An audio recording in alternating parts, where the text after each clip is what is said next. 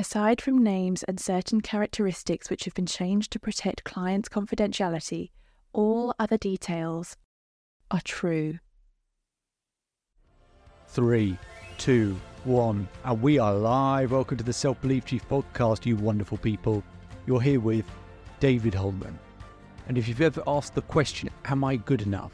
Whether it's in your relationships or your performance or your career or in terms of your health, whatever it might be, then you're in the right place. We're not here to hype you up. We're here to give you strategies and techniques to help you transform your life in those areas. Ones that I've shared with the highest performers, from Olympic athletes to business owners. So make sure to hit that subscribe button, share your favorite episodes, and remember, if you change today, today will change your life. Today's quote is, "I'm made and remade continually." And that's a quote by Virginia Woolf. Let's get into a summary for today's episode. You're going to be hearing a continuation of a conversation between a client and myself. This is part 2 of Reclaiming Our True Identity. There's a part 1 episode that was released a little bit earlier. This is part 2. And in this conversation, we're looking at basic rules that help us experience more of what we want to experience and less of what we don't want to experience. See, what you'll hear in this conversation is we all have rules that make it very, very difficult for us to be as happy or to live our values, be as happy as we could be, but very, very easy to experience the emotions we don't want. In this case, it will be fear. Listen to the rule, how basic it is for this person to experience fear. Basically, nothing really has to happen to experience fear. If we change that rule, so it's a lot more complicated to be fearful, and then over time that rule keeps getting reinforced, aligned with a new identity of the version we want to be, then we can completely shift everything. See, like the quote from Virginia Woolf, identity is fluid. If you don't believe me, ask yourself the question, are you the same person you were 10 years ago? Not a chance. So identity is fluid. And because of that, it gives us a lot of room to actually redefine how we experience different emotions. Yes, we're still going to experience them, but the meanings we attach to them can completely change how we think and feel. But also, you're going to listen to the values that we do want. And clients and I work together. What are the values that we really want to experience, consistently? And then having lots and lots of ways of experiencing those values regularly. And then you feel like you're getting a sense of achievement by living up to who you want to be and become. And everything we do is aligned to who we want to be and who we want to become. When we go through pain, all pain is the form of an identity crisis. Either we're not who we want to be, or life doesn't look the way we want it to look, and therefore it reflects on us, or we think it reflects on us. And so by shifting that identity, but then making it something that's achievable all the time, it releases a lot of pain, gives us a lot of freedom and happiness. So, let's get into it. So if I asked you just briefly, we'll go back to what we were doing, an emotion you really wish you weren't experiencing as much as you can do, what would that be? Would be fear. Okay, fear. If I asked you what has to happen for you to feel fearful, what would you say? What has to happen? Yeah.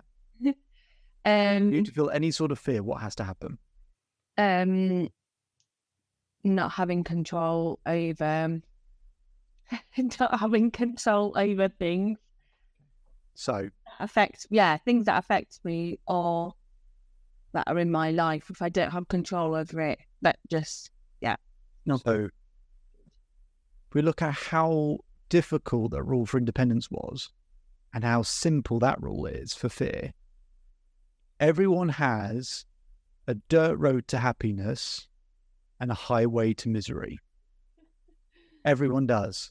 And so all we're going to do is we're going to flip this round. We're going to create a really difficult rule so it's very hard for you to experience fear, and really simple rules for you to experience the things that you do want. So we'll go back to what we're doing, and we'll just go back to this list. All I'd say is, it's worth having all 8 written down, but the purpose of what we're going to do now, which is just show you how to write some really, really basic, simple rules that make it really easy to live by these values all the time. And so therefore be happier more consistently. And if you've got ways of achieving your top values all of the time, you know, when we're talking about who we really are, this is who we really are. Being at our happiest is who we really are, being who we are at our very best. And what we're saying is that at my very best, they are the values that I should and do prioritize. Yeah. So all we're going to do, I think we might have done a version of this already, but ways to write good rules. So, for example, what we wrote for respect previously was treat myself with kindness and for other people to do the same. So that's two things that have to happen all the time to get respect. So, and that's what we all do. So all we're going to do is we're just going to frame these things differently. And what we're going to do is write, as I think we've done a variation of this already, but we're going to put anytime I da-da-da-da-da. So all I want us to do, and if you're sort of familiar with this type of thing, is we're going to write down, might not finish it in this session, but we're going to write down 10 for each. I promise you there's 30 for each. But if you... I remember that. I found this very difficult. So that's fine. And as I said, when you come to the coursework, you can have some time to do this on your own and think about it more clearly. But so we might just do the first 2 or 3 and then leave you the rest to do in your own time. But in terms of, let's at least do the first one, because we're going, you know what, I had a sense of freedom and lived by freedom. God, that would be a very different life to trying to just be independent all the time. So what rules can we have to give ourselves a sense of freedom? Anytime I do this, anytime I do that, anytime I do this, anytime I do that. What do you think gives you freedom? What would be a way to meet that value consistently? I think anytime I make a decision. Anytime I make a decision. Okay, good. Anytime I go out. Anytime I go out, yeah.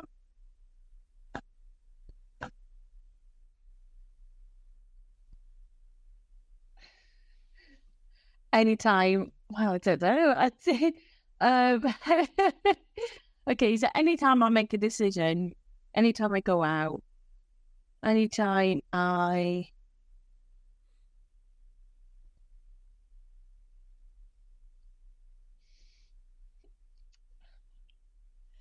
Oh dear. This is fine, but this is good because we've not been facing this way for a long time. Mm.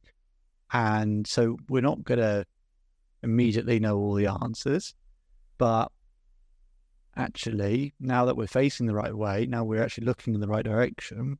This is the first time we're looking in this direction, at least for a while, at least consistently for a while. Mm. This is the same with everyone. You know, all of a sudden you go, actually, why have I been facing this way the whole time? I want to be facing this way. It's still weird. It's still strange. It feels better to think that would be what I do. But so, yeah, it's now for us to go, actually. And the reason we go for those, let's call security versions, that's what happens to people over time. They start adjusting their values list in order to avoid things and avoid fear and avoid pain. So those things do come in, but they don't make us happier. Yeah.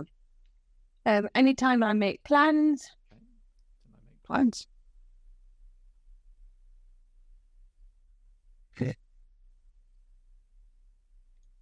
Anytime I cook. Anytime I cook. Okay. Anytime I watch TV. Okay.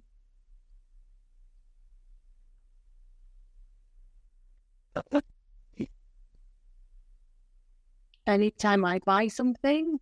Okay. Anytime I go on a date. Okay. So anytime I engage with social media.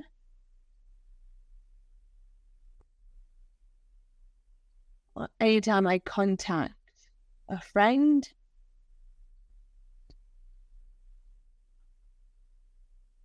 I don't know where I'm going with this. There isn't anywhere to go. This is This is you. This is you. This is I feel like I have a lot of freedom. Yeah. So pretty much everything I do, I have a lot of freedom. How much freedom do you have out of 10? I would say like 7. But I know, so I have a lot of freedom, but I don't embrace it and make the most of it. And that's where the fear comes in. I know I have that freedom because I do, but I just don't make the most of it. Yeah, and that's fine. But also, when you say a 7, there's absolutely room for growth there. So, what is an 8? I think it's making more,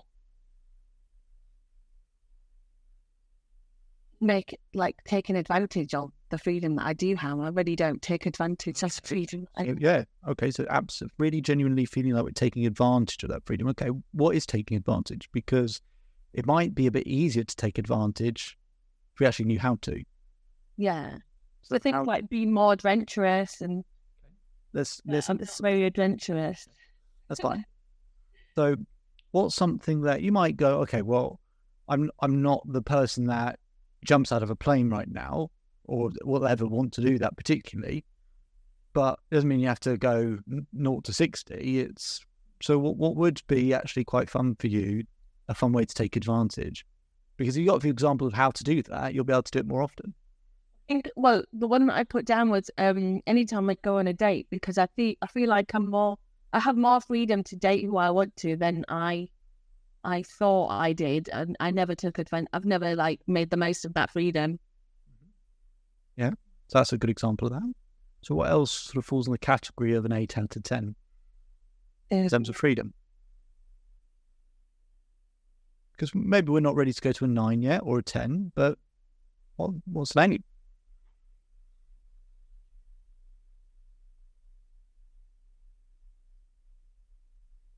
Anytime I do something different. Okay. Give an example of something different. Like go somewhere new, or I'm very routine based. I do everything like the same. I'd go to the same restaurants. I'd go to the same places with friends. I get nervous about trying something new or going somewhere new. Okay. So anytime I step out of my routine, yeah? Yeah. Okay. Which is, conversations we've had previously. It's very out of character, but is aligned more with who you are actually at your best. That is who I am. When I'm at my best, actually, that is what I do. So I do step out of my routine. Okay. What would be an amazing way to step out of your routine?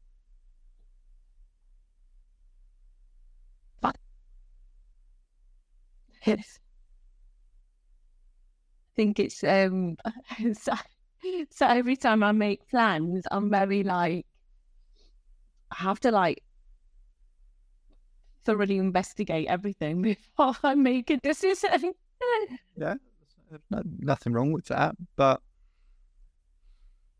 in terms of, because you could still do those things, but the activity itself might be something that's a holy shit type of thing. I don't know. It depends what you define. I'm really not that adventurous at all.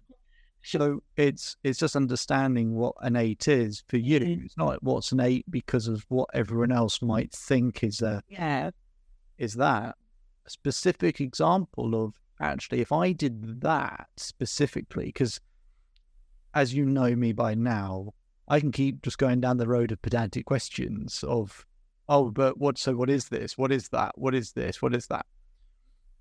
So what is a really specific example of, actually, even maybe the next week or two, I could do that. And that would be a very clear example that I am living by freedom at an 8. I'm living my top value, which I've not lived for years consistently, at an 8 now. So what would be a specific example of that? I think, well, I'll just give you an example. So say, for instance, if I'm chatting to somebody or I've matched somebody on a dating app and they were like, oh, let's meet up. I'll just have to spend a week thinking about it rather than like actually going ahead and just being like, yeah. So maybe being more spontaneous. Okay. Yeah. So anytime, yeah, spontaneous. Absolutely. What about outside of the dating context, something that you can control more frequently? Well,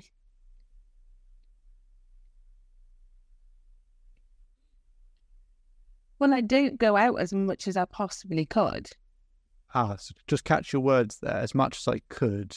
Is it as much as you want to? Yeah. I always, I don't know, it feels, but it would be nice to like make more plans. Okay. And so, plans to do what? I know it's the same questions, but until you Something different to what I usually do. that's the thing. But I don't know what's out there. That's the thing. Maybe I just need to explore what I might like to do that I haven't tried. Okay, absolutely. Because we have hit that question a few times, and it's on the other side of that. The answer to this stuff is on the other side of that question. Mm. So you're right. So maybe it is. I do need to kind of explore this stuff, and actually, because at the end of the day, in terms of that, more broadly, the irony of all of this is, if we lived by these values, which aren't so safety or security driven, that do make us happier, that did push us out of our comfort zone, that did make us explore, the more uncomfortable stuff we do, we actually become more comfortable. Mm. And that's really the sort of comfort we want, is that I am actually in different walks of life, rather than seek it in the immediacy, is seek it in terms of what would really, by doing it through the filter, what would make me really happy. You still get to the same result of feeling comfortable, but just in different ways and in healthier ways, truthfully. Yeah. No, I totally see what you're saying. And anytime I explore options. And so what I'm going to do is going to allow you to go through the other four, or maybe even add to this top one in your own time. But it's just important in getting an understanding of, so when you go back to that challenge, for example, one of those questions you could ask yourself is, if you're sort of feeling of dwelling on a problem or whatever, is, well, actually, what would make me really happy? I can quickly go back to my values. Am I living by my values right now? Okay, freedom's top of the list. What can I do that would give me freedom? It gives you a series of questions for yourself. Okay, my values are this. Okay, what gives me growth? Okay, what gives me connection? What gives me peace? What gives me passion? So it's just another opportunity, another avenue to go down a route of solutions, but specifically for you personally. So if you do have a conversation with someone who's either dragging you down or just oversharing, whatever words you want to use, your way out is, okay, what do I have to do internally to make me feel happy again? Okay, I've now got, what you'll have is 50 options of what makes me happy on a consistent basis. Let's leave that bit there and let's just finish off with the other side, just so I show you what this looks like. So what we now have are a set of values that are aligned with who we really want to be. That's our identity at our best. We've now got rules that also allowed us, or you're going to have rules that allow you to achieve those values on a regular basis, as opposed to previously having the wrong sets of values by your commentary, the wrong sets of values with rules that make it impossible to achieve them on a consistent basis. Now all we're going to do is, just on the other side, is have rules that make it really difficult to experience the things we don't want. Yeah. So, and you might just have, say, two of these. So, for example, you might have fear as one. Give me another negative emotion that you really, just something you really don't want to be, that you can be at times. Irritable. Okay, perfect. So, and I can relate to this one very much so. So my rule previously, one of my top things was frustration. I just get frustrated by everything. And my rule for frustration was when exactly like you had for fit, when someone doesn't do something the way I would have done it, 20 times a day, 20 times a day. Yeah, 20 times a day, that's happening, right? So I just had this high weight of frustration all the time. So I had to change that rule. But with all of this stuff is that what we spoke about previously is it's over time shifting our identity to be that thing, because we're going to write down a rule and it might look good on paper, but it's when we start reinforcing that consistently over a period of time, that actually we start to not just go, I can have that thought, we start to identify as that person. I identified as someone who's got frustrated easily. I don't identify as that type of person anymore. Identity is fluid. So, way to write a good rule to avoid something is using the following. So you would say something like, so if I use my previous rule, if I use frustration again, my new rule for frustration is I avoid consistently expecting perfection of myself and others. Or actually, it's I avoid consistently expecting myself and others to be perfect. Okay? If someone messes up, if someone doesn't do something the way I would have done it, if I'm even just being a bit of a dick myself, where someone's done something perfectly fine, but I'm just in my head, I feel a certain way and go, why have they done that? And they've actually done nothing wrong. Well, that rule actually helps me, because it goes, I didn't expect perfect, rather than trying to say, no, they are being reasonable or whatever, I just come at a different angle. Okay? I don't expect them to be perfect. I don't expect me to be perfect right now either. Yeah. So it's cool. It's fine. It's not a problem. I do think that's probably been one of my kind of, I guess, biggest issues over the last few years is I was for a long time trying to, I would expect too much from myself and others and put high expectations on myself and on others. And then it's no wonder I wasn't getting the happiness that I wanted. Yeah. And so we go back to the values you had originally and the sorts of rules you had, and no doubt, therefore, the rules that inform the things we don't want as well. Maybe in your career, it's the perfect combination, right? Yeah. And maybe expecting that perfection is you had the perfect rule in the career situation. That in your career, that's perfect. Having that type of attitude, maybe that's the perfect attitude to have. Maybe it's not. I don't know. And so being able to identify as actually that isn't something that I am and need or whatever it might be, then actually that's the way we start to let it go. Yeah. So if we take fear, and we'll just do one of these, and then I'll just leave the video will explain all of this again, and I'll leave this with you, is it's a good thing to start by saying something like, I avoid consistently, because the other side of it is, by writing that in, if on occasions you do kind of, so use my situation again, kind of expect perfection or whatever, actually it's okay if occasionally I sort of think, well, that's what I was hoping for. I was hoping better from you. I was hoping better from me. It's not that I have to consistently, whatever it might be. And using the word expecting. So it gives you a little bit of kind of wiggle room with it as well. But I would just say I avoid consistently, and you could put expecting if that's the way you want to go. Yeah, I guess with the fear one, it would be avoid consistently expecting to have control over everything. So, and just to shorten that for you, to control everything. Yeah, absolutely. Because that's where my fear comes up from. It's from, it was from not being able to control everything and that. Yeah. And so when you start, and what happens is when you start to experience fear, then over time, that rule becomes very natural, organic, and subconscious, where you're saying to yourself, I avoid consistently expecting. Yeah, I guess that's my kind of question for you is, how do I start to implement that to actually make it my new rule? Yeah, so it's a good question. So again, some of this goes back to creating an identity around something, because then it's, for a period of time, it's something to sort of move towards and actually be a version of you, be able to step into a different version of you and become that version. So that's one way you can do it. That's why it's good to have sort of an alter ego that's in that way, shape or form, and then start to mold into that.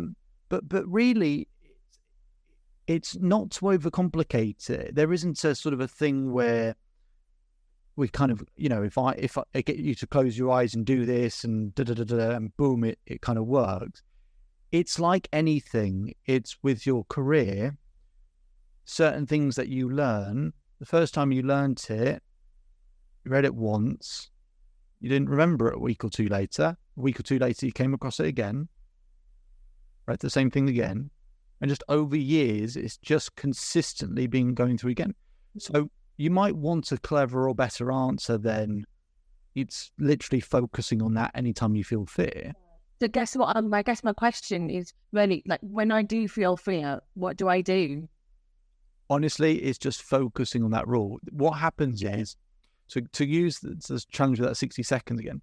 So there's something else I get some people to do, which is called 60 seconds to interpret a setback, which is actually using the 60 seconds, not sort of giving yourself the 60 seconds to dwell on something, actually using the 60 seconds to define it. And the reason being is because when you look back on an event in your life, you're not looking back at the event itself, you're looking back at how you saw the event.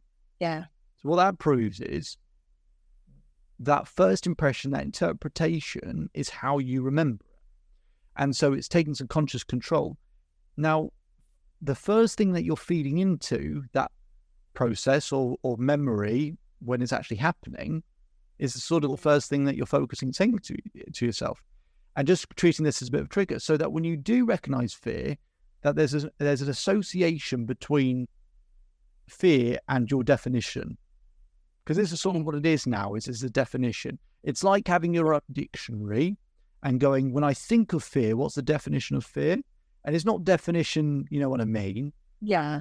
How do I define fear, or why do I not fear in this way or whatever? Well, my definition for myself is just I avoid consistently expecting to control everything.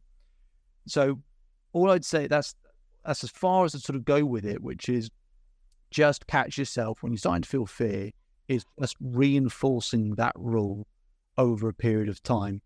And what I'd really stress, just to sort of shorten that period, is when you're doing that 10-day challenge, so I said to you that some people can get to day 5 and 6 and get stuck. The reason they can get to day 5 and 6 is because they know their values and rules. So they've got lots of ways of feeling good all the time. The reason they can't get past it is if they don't have moving away rules. They need to reinforce those better. Use the 10-day challenge to do this stuff very consciously. Okay. And so more of these rules are the negative. What I would say is, so you only need one rule like that for each one. Yeah. All I'd say is I'd maybe have 5 values with plenty of rules. Yeah. And just have maybe 2 moving away values for the time being, and just create 1 rule for each, and use it as the 10-day challenge as a conscious way to practice this stuff and to reinforce it very quickly in a short period of time. I think this layer might be the thing that's now going to start getting you through that challenge, because you now know what the bullseye is, whereas maybe before it's felt like I'm close to sort of knowing what makes me be in my best and feel relaxed in me and feel peaceful and everything else. Maybe I've been close. Now they're not in the time we've got together. There's going to be no clearer bullseye of what is the thing, your way of being. That's your best, and how to live that way. And so now use this as the practice. And then also when you feel fear, whether it's often negative thoughts, whatever it might be, avoid consistently expecting to control everything. Notice your body calm down. Then we go back to, okay, so I don't expect to control everything. So that's cool. What can I control?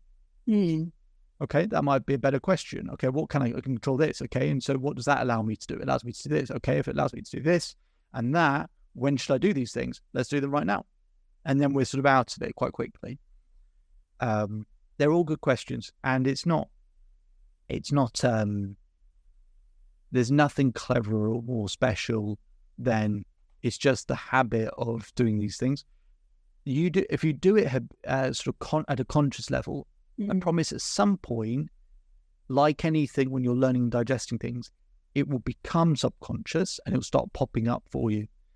But what's really, with the moving away values and rules, treat them a little bit like this one, this side, which are the values and rules you do want, which is just do the things that are under that value. So for example, when you go, I want more freedom, how do I get freedom? Well, these are the ways I get freedom. I define freedom. So if you really want to, with this rule, okay, avoid consistently expecting to control everything. What I do with some people is part of their rule will be there's a specific action.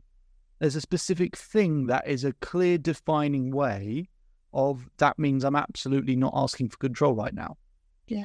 They could choose that for themselves. And some people have some really weird things, but they'll go, okay, if I just did this right now, that would be proof that I'm genuinely not looking to control everything.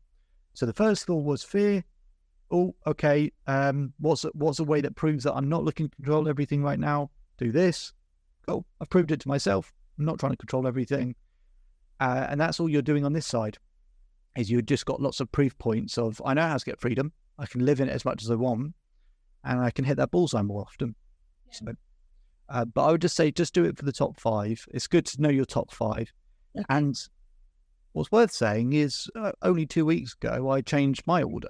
So I had an order of 5 that would work really well for a long period of time. And then there was just certain things where I thought, that's not quite working for me anymore. So all of a sudden, what did I bring in recently? Simplicity. I put that number 3. I realized some things I just make too complicated. I'm much happier when I treat things in a very simple way. And that makes a big difference. So you've got your 5 values now. That's what you think is the bullseye. Things change in life, 6 months, a year, 2 years down the road. You're feeling like a little bit off again. This is the way I self-correct. If I feel like I'm off target slightly, look at my values, go, right, are they in the right order? No. Okay, that one's out, this one's in. So this is a way to always kind of bring yourself back on target, because I guarantee these 5 rules, great now, in 20 years' time, you'll want to make a slight adjustment. Because life changes around us. We need to change somewhat. So as you heard in that conversation, right at the beginning, what had to happen to experience fear? It was such a basic, simple rule. We don't feel like we've got, control. Well, in life, that happens 10, 20 times a day. So that's going to make us feel very fearful a lot of the time. So by shifting that rule, and by the end of it, we had a different rule for fear.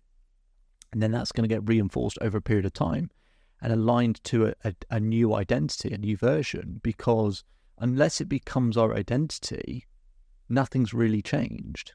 Unless it becomes who we are, nothing's really changed.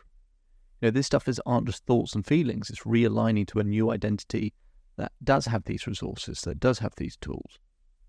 But also we discussed the values that she did want. How can we find as many ways as possible to achieve them so that we're never not achieving them? Not just sort of things that we can throw away, but things that are actually important, that actually matter, but giving them more appreciation of all the ways. And you heard at one point, she said, actually, you know what? I've got lots of freedom. And the reason she could get to that point and say that is because all of a sudden she's looking through a different lens. Actually, I do have a lot of freedom.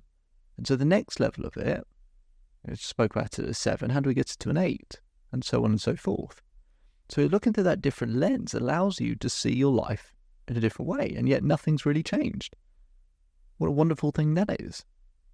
So what you can hopefully do is learn how to create some rules for yourself, understand what values you want to have, which things you want to avoid, and learn how to create rules for each of them.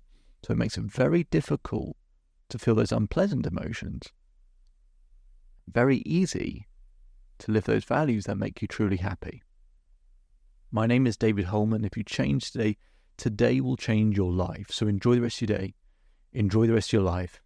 I'll speak to you on the next episode. Just one more thing before you go. So I hope you're enjoying the daily episodes. We put in a lot of work to keep providing content, because to create permanent change needs consistency. To get that consistency, we want to make sure we keep providing you value on a daily basis. But to keep up with that pace, could we ask for one very small favour? If you could take the time to leave a 5-star rating either on Apple Podcasts or Spotify. We'll put a link in the description for you to be able to do so. That really, really helps us out and helps us to keep providing content as frequently as we do. And we'll do one more thing to provide some extra value. If you take a screenshot of your rating or review and send it to selfbeliefchief@gmail.com or DM us on Instagram, I will provide you with a free coaching session with myself. Okay, so it'd be fantastic if you could leave that 5-star rating so we can keep providing content. Just simply click on the link in the description. It'll take you 20 seconds. And if you want to go one step further, take a screenshot of that rating and review, send it to selfbeliefchief@gmail.com or DM us on Instagram, and we'll arrange a free coaching session for you. Hope you enjoy the rest of your day and see you on the next episode.